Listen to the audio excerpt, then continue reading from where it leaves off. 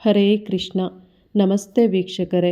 ನಾನಿವತ್ತಿನ ವಿಡಿಯೋದಲ್ಲಿ ಕುಬೇರ ಸಂಪತ್ತಿನ ಒಡೆಯನಾದದ್ದು ಹೇಗೆ ಅನ್ನೋದನ್ನು ತಿಳಿಸ್ಕೊಡ್ತಾ ಇದ್ದೇನೆ. ಈ ವಿಡಿಯೋ ನಿಮಗಿಷ್ಟ ಆದರೆ ಲೈಕ್ ಮಾಡಿ, ಓಂ ಕುಬೇರಾಯ ನಮಃ ಅಂತ ಕಮೆಂಟ್ ಮಾಡಿ, ಸಬ್ಸ್ಕ್ರೈಬ್ ಮಾಡ್ಕೊಳ್ಳಿ. ಕುಬೇರ ನವನಿಧಿ ಸಂಪತ್ತಿನ ಒಡೆಯನಾದದ್ದು ಹೇಗೆ, ಆತನ ಪೂರ್ವಾಪರದ ಅರ್ಥ ಏನು, ಇಲ್ಲಿದೆ ಇಂಟ್ರೆಸ್ಟಿಂಗ್ ಸ್ಟೋರಿ. ಕುಬೇರನ ಹೆಸರು ಎಲ್ಲರಿಗೂ ಗೊತ್ತು. ಶ್ರೀನಿವಾಸ ಪದ್ಮಾವತಿಯರ ಕಲ್ಯಾಣಕ್ಕೆಂದು ಶ್ರೀನಿವಾಸನಿಗೆ ಸಾಲ ಕೊಟ್ಟ ಕುಬೇರನನ್ನು ಯಾರಾದರೂ ಮರೆಯಲು ಸಾಧ್ಯವೇ? ಪದ್ಮ, ಮಹಾಪದ್ಮ, ಶಂಖ, ಮಕರ, ಕಚ್ಚಪ, ಮುಕುಂದ, ನೀಲವರ್ಚ ಎಂಬ 9 ವಿಧದ ಕುಬೇರನ ರತ್ನಗಳನ್ನು ನವನಿಧಿಗಳು ಎನ್ನುತ್ತಾರೆ. ಕುಬೇರನ ನಿಜವಾದ ಹೆಸರು ವೈಶ್ರವಣ. ಇವನು ಹಿಂದಿನ ಜನ್ಮದಲ್ಲಿ ಅರಿವಿದ್ದೋ ಇಲ್ಲದೆಯೋ ಶಿವನ ಒಲುಮೆಗೆ ಪಾತ್ರನಾಗುವಂಥ ಒಳ್ಳೆಯ ಕೆಲಸ ಮಾಡಿದ್ದ. ಆ ಜನ್ಮದಲ್ಲಿ ಇವನ ಹೆಸರು ಗುಣನಿಧಿ. ಆತನ ತಂದೆ ಯಜ್ಞದತ್ತ ಕಾಂಪಿಲ್ಯ ನಗರದಲ್ಲಿ ವಾಸಿಸುತ್ತಿದ್ದನು. ಯಜ್ಞದತ್ತ ದೊಡ್ಡ ಮೇಧಾವಿ, ಪಂಡಿತನು, ಸಕಲ ಶಾಸ್ತ್ರ ಸಂಪನ್ನನು, ವಿದ್ವಾಂಸನೂ ಆಗಿದ್ದನು. ಸದಾ ಯಜ್ಞ, ಯಾಗ, ಹೋಮ, ಹವನ ಎಂದು ಊರೂರು ತಿರುಗುತ್ತಿದ್ದು ಮನೆಯಲ್ಲಿ ಇರುವುದೇ ಕಡಿಮೆ. ಮಗ ಗುಣನಿಧಿಗೆ 8 ವರ್ಷವಾಗುತ್ತಲೇ ಉಪನಯನ ಮಾಡಿ ಗುರುಕುಲದಲ್ಲಿ ಶಿಕ್ಷಣ ಕಲಿಯಲು ಬಿಟ್ಟನು. ಆದರೆ ಗುಣನಿಧಿ ಕೆಟ್ಟ ಹುಡುಗರ ಸಹವಾಸ ಮಾಡಿ ಕೆಟ್ಟು ಹೋದ. ಕಳ್ಳತನ, ಸುಳ್ಳತನ, ಗುರುಕುಲಕ್ಕೆ ತಪ್ಪಿಸಿಕೊಳ್ಳುವುದು ಹೀಗೆ ಮಾಡುತ್ತಾ ದುಶ್ಚಟಗಳನ್ನೇ ಕಲಿತುಕೊಂಡ. ಇದು ತಂದೆ ಯಜ್ಞದತ್ತನಿಗೆ ತಿಳಿಯಲೇ ಇಲ್ಲ. ತಾಯಿಗೆ ಗೊತ್ತಿತ್ತು. ಆದರೆ ಒಬ್ಬನೇ ಮಗ, ನಮಗೆ ಅಪರೂಪಕ್ಕೆ ಹುಟ್ಟಿದವನು ಎಂದು ಯಾವುದನ್ನು ಹೇಳದೆ ಮುಚ್ಚಿಟ್ಟಳು. ಗುಣನಿಧಿ ತನ್ನ ಮೋಜು ಮಸ್ತಿಗಾಗಿ ತಾಯಿಯನ್ನು ಕಾಡಿಸಿ ಪೀಡಿಸಿ ಹಣ ತೆಗೆದುಕೊಂಡು ಹೋಗುತ್ತಿದ್ದ. ಬರಬರುತ್ತಾ ಧೂಮಪಾನ, ಜೂಜಾಟ ಚಟಕ್ಕೆ ಬಲಿಯಾದ. ಅವನಲ್ಲಿ ಒಳ್ಳೆಯ ಗುಣ ಇರಲೇ ಇಲ್ಲ. ಅವನು ಓದಿನಲ್ಲೂ ಹಿಂದೆ ಬಿದ್ದ. ಊರಿನ ಜನರು ಪಂಡಿತನ ಪುತ್ರ ದಂಡಪಿಂಡ ಎನ್ನುತ್ತಿದ್ದರು. ಹೀಗಿರುವಾಗ ಅವನಿಗೊಂದು ಸುಗುಣಶೀಲೆ ಹುಡುಗಿಯನ್ನು ಹುಡುಕಿ ಮದುವೆ ಮಾಡಿದರು. ಮದುವೆಯಾದ ಮೇಲೆ ತನ್ನ ಮಗ ಸರಿಹೋಗುತ್ತಾನೆ ಎಂದು ತಾಯಿ ತಿಳಿದಿದ್ದಳು. ಆದರೆ ಅವನಲ್ಲಿ ಯಾವುದೇ ಪರಿವರ್ತನೆಯಾಗಲಿಲ್ಲ. ದುಶ್ಚಟಗಳನ್ನು ಜಾಸ್ತಿ ಮಾಡಿಕೊಂಡ. ಪಂಡಿತನ ಮಗನಾಗಿ ದುರ್ಗುಣಗಳ ದಾಸನಾದ. ಹೆಂಡತಿ ಮಾತನ್ನು ಕೇಳಲಿಲ್ಲ, ತಾಯಿ ಮಾತನ್ನು ಕೇಳಲಿಲ್ಲ. ಮಗ ಕೇಳಿದಾಗಲೆಲ್ಲ ಹಣ ಕೊಟ್ಟು ಕೊಟ್ಟು ಹಾಳು ಮಾಡಿದ್ದ ಅವನ ತಾಯಿ ಈಗ ಮಗನಿಗೆ ದುಡ್ಡು ಕೊಡುವುದನ್ನು ನಿಲ್ಲಿಸಿದಳು. ಇದರಿಂದ ಹುಚ್ಚನಂತಾದ ಅವನು ಮನೆಯಲ್ಲಿರುವ ವಸ್ತುಗಳನ್ನು ಕಳ್ಳತನ ಮಾಡತೊಡಗಿದ. ಸ್ನೇಹಿತರೊಡನೆ ಕಾಡಿಗೆ ಹೋಗಿ ಬೇಟೆಯಾಡುವುದು, ಮಾಂಸ ತಿನ್ನುವುದು, ಧೂಮಪಾನ, ಮದ್ಯ, ಜೂಜಾಟ ಇವುಗಳನ್ನೇ ಮೈಗೂಡಿಸಿಕೊಂಡ. ಇಷ್ಟಾದರೂ ತಂದೆ ಯಜ್ಞದತ್ತನಿಗೆ ಮಗನ ದುರ್ಗುಣ ತಿಳಿಯಲೇ ಇಲ್ಲ. ಒಂದು ದಿನ ಯಜ್ಞದತ್ತ ಯಾಗಕ್ಕಾಗಿ ಬೇರೆ ಗ್ರಾಮಕ್ಕೆ ಹೊರಟಿದ್ದನು. ಕಾಡು ದಾರಿಯಲ್ಲಿ ಹೋಗುವಾಗ ಕಳ್ಳಕಾಕರ ಭಯವೆಂದು ಹೊರಡುವಾಗ ತನ್ನ ಕೈಯಲ್ಲಿದ್ದ ರತ್ನಖಚಿತ ಉಂಗುರವನ್ನು ತೆಗೆದಿಡುವಂತೆ ಪತ್ನಿ ಕೈಗೆ ಕೊಟ್ಟನು. ಅವಳು ತಾನು ಹಾಕಿಕೊಳ್ಳದೆ ಮಗನಿಗೆ ಕಾಣಬಾರದೆಂದು ಅಡುಗೆ ಮನೆ ಡಬ್ಬಿಯೊಳಗೆ ಬಚ್ಚಿಟ್ಟಳು. ಆದರೆ ಕಳ್ಳ ಮಗ ಅದನ್ನು ಮರೆಯಲ್ಲಿ ನೋಡಿದನು. ಅವನು ತಾಯಿಗೆ ಗೊತ್ತಾಗದಂತೆ ಉಂಗುರವನ್ನು ಕದ್ದು ಜೂಜಿನಲ್ಲಿ ಕಳೆದು ಗೊತ್ತಿಲ್ಲದಂತೆ ಸುಮ್ಮನಿದ್ದನು. ಅದೆಲ್ಲ ಕಳೆದು ಕೆಲ ದಿನಗಳಾಯಿತು. ಅದರ ಸುಳಿವು ಗೊತ್ತಾಗಲಿಲ್ಲ. ಮತ್ತೊಮ್ಮೆ ಯಜ್ಞದತ್ತ ಬೇರೆ ಊರಿನಲ್ಲಿ ಹೋಮ ಮುಗಿಸಿ ಮನೆಗೆ ಬರುತ್ತಿರುವಾಗ ಹಾದಿಯಲ್ಲಿ ಅವನ ಎದುರಿಗೆ ಬರುತ್ತಿದ್ದ ವ್ಯಕ್ತಿಯ ಕೈಯಲ್ಲಿ ಆ ಉಂಗುರವನ್ನು ನೋಡಿದನು. ಇದು ನನ್ನ ಉಂಗುರ, ನಿನ್ನ ಕೈಗೆ ಹೇಗೆ ಬಂದಿತು ಎಂದು ಕೇಳಿದ. ಆತ ಜೋರಾಗಿ ನಕ್ಕು, ಆಹಾ ಮೇಧಾವಿ ಪಂಡಿತರೇ, ನಿಮ್ಮ ಮಗ ಗುಣನಿಧಿ ಜೂಜಾಡಲು ಉಂಗುರವನ್ನು ಪಣಕ್ಕಿಟ್ಟ. ಅದನ್ನು ನಾನು ಗೆದ್ದುಕೊಂಡೆ. ನಿಮ್ಮ ಮಗನನ್ನು ಹೀಗೆ ಬಿಟ್ಟರೆ ಒಂದು ದಿನ ತಂದೆ ತಾಯಿಯನ್ನೇ ಮಾರಿಬಿಡುತ್ತಾನೆ ಎಂದು ವ್ಯಂಗ್ಯ ಮಾಡಿ ಮುಂದೆ ಹೋದನು.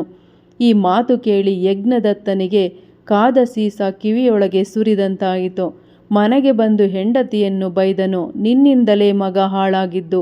ನನಗೆ ಒಂದು ಮಾತು ಹೇಳಿದ್ದರೆ ಏನಾದರೂ ಮಾಡುತ್ತಿದ್ದೆ ಎಂದು ಕೂಗಾಡಿದ. ಆದರೆ ಕಾಲ ಮೀರಿ ಹೋಗಿತ್ತು.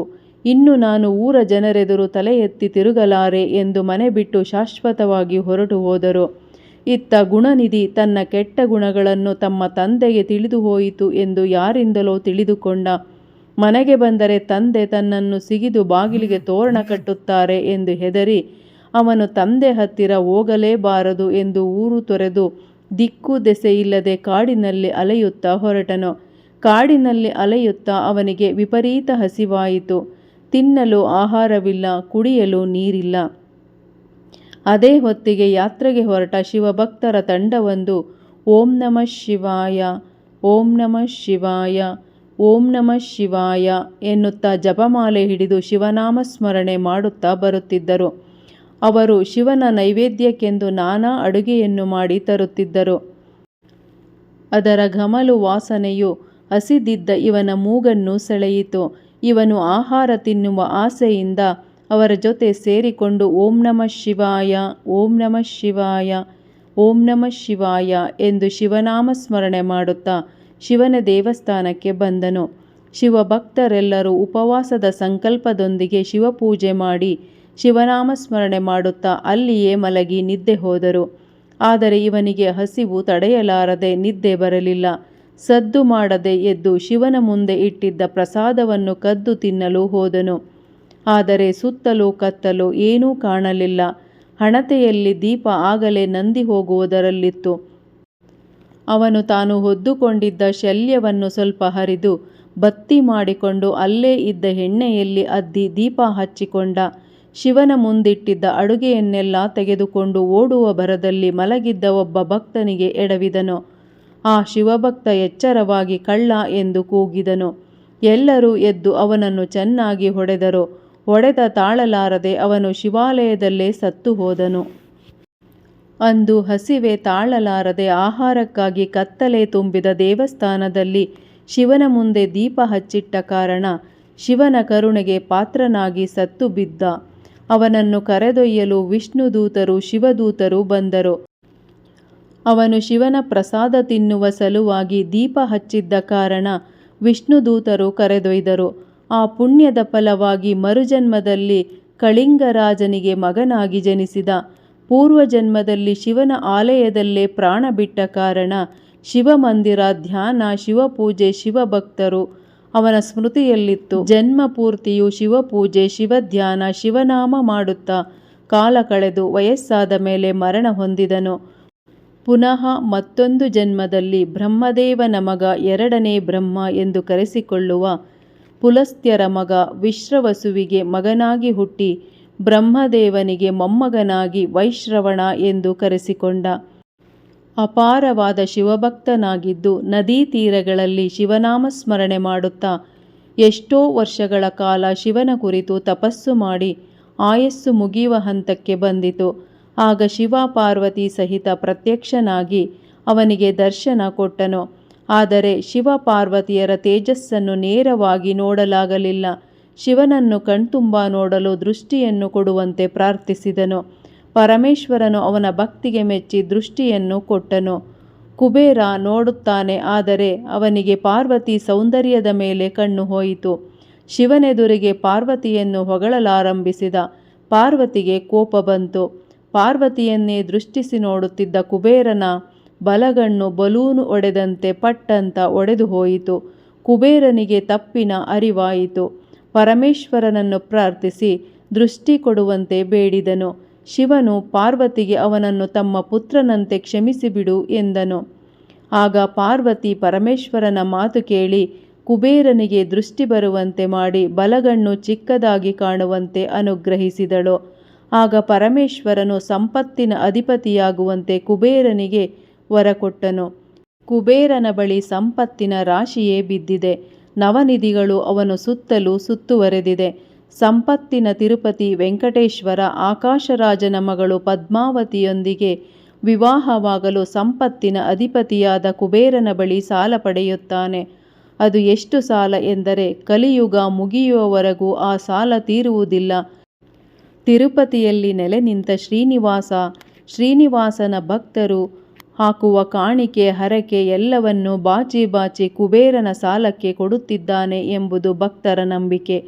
ಸಿರಿ ಸಂಪತ್ತಿನ ಅಧಿಪತಿಯಾದ ಕುಬೇರನು ಉತ್ತರ ದಿಕ್ಕಿಗೆ ದಿಕ್ಪಾಲಕ, ಲೋಕಪಾಲಕನೂ ಆದ ಕುಬೇರನನ್ನು ಲಕ್ಷ್ಮೀ ಸಹಿತ ಪೂಜೆ ಮಾಡಿದರೆ ಕುಬೇರ ಬೇಗ ಒಲಿಯುತ್ತಾನೆ. ಸಂಪತ್ತು, ಆರೋಗ್ಯ, ಸಂತಾನ ಲಭಿಸಿ ಅಭಿವೃದ್ಧಿಯಾಗುತ್ತದೆ ಎಂಬ ನಂಬಿಕೆಯಾಗಿದೆ. ಒಟ್ಟಾರೆ ಧನಾಧಿಪತಿ ಕುಬೇರನ ಪೂಜೆ ಮಾಡಿ ಅವನ ಕೃಪೆಗೆ ಪಾತ್ರರಾದರೆ ಸರ್ವ ಸುಖ ಸಂತೋಷಗಳಿಗೆ ಅವನೇ ಕಾರಣನಾಗುತ್ತಾನೆ. ಕುಬೇರ ಲಕ್ಷ್ಮಿ ಪೂಜೆಯನ್ನು ವಿಶೇಷ ದಿನಗಳಲ್ಲಿ ಅಥವಾ 5 ಇಲ್ಲ 8 ವಾರಗಳು ಇಂತಿಷ್ಟು ಎಂದು ಸಂಕಲ್ಪ ಮಾಡಿಕೊಂಡು ಅಥವಾ ದೇವರ ಪೂಜೆ ಮಾಡುವಾಗ ನಿತ್ಯವೂ ಮಾಡಬಹುದು. ಈ ರೀತಿ ಕುಬೇರನನ್ನು ಪೂಜಿಸುವುದರಿಂದ ಧನಸಂಪತ್ತಿನ ಒಡೆಯರಾಗುತ್ತೀರಿ.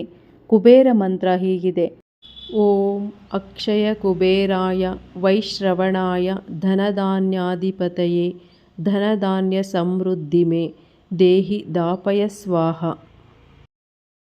ಕುಬೇರ ಗಾಯತ್ರಿ ಮಂತ್ರ: ಓಂ ಯಕ್ಷರಾಜಾಯ ವಿದ್ಮಹೇ ವೈಶ್ರವಣಾಯ ಧೀಮಹಿ ತನ್ನೋ ಕುಬೇರ ಪ್ರಚೋದಯಾತ್. ಇದಿಷ್ಟು ಕುಬೇರ ಸಂಪತ್ತಿನ ಒಡೆಯನಾದ ಕತೆ. ಹರೇ ಕೃಷ್ಣ.